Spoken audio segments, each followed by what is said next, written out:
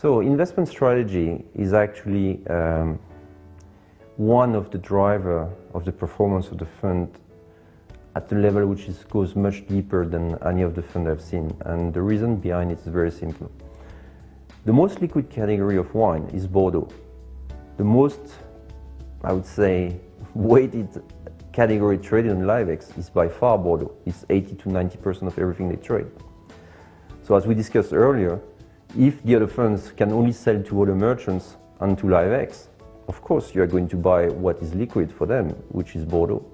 The problem with Bordeaux is if everybody goes one way, the market goes up. If everybody goes the other way, the market goes down, and you have no more performance in the fund. So the way we're looking at this is very different. First, the fund is there to have wine which are, I would say, a close mirror of the industry. So the industry for fine wine is not only Bordeaux. People, when they want to go to a restaurant, they're not always asking for Chateau Latour or Lafite, even if these are great wines. They're going to ask for top Burgundy, they're going to ask for top American wine, they're going to ask for a top Italian wine, they may even ask for a top New World wine, but because it's part of their aspiration. In a similar fashion, a category which is very big today is whiskey, because whiskey has had a surge in demand worldwide. And when you look at the market, even though distilleries can nearly open the tap at will, you would think, for whiskey, the real demand has been taking place for whiskies which are 18 years and older. So the large group like Edrington, which controls Macallan Island Park, and actually other large entities in the world of whiskey, they were all caught off guard in a way, because the demand suddenly was, I would say, at a rate of 3 times the production of fine whiskies.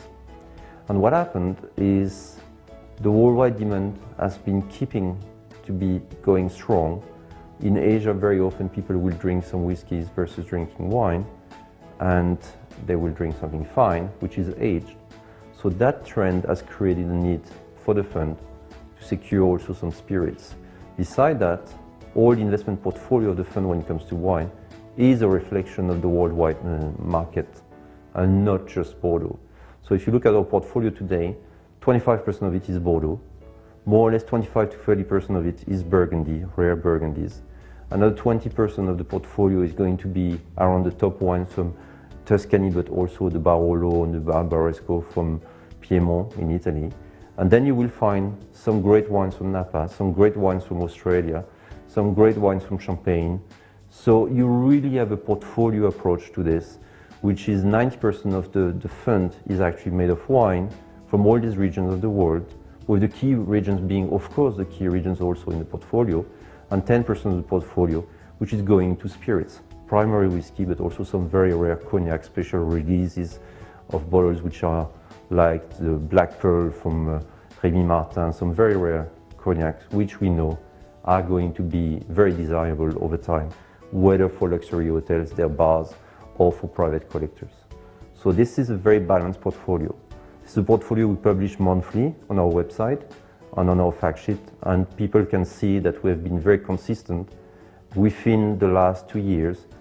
I think each category may have moved up 3-4 points or down 3-4 points, but we have kept the rationale of the investment policy over time, and we're going to continue to do so, because this is what enables you to have also most of the liquidity by having none of the assets being overweighted.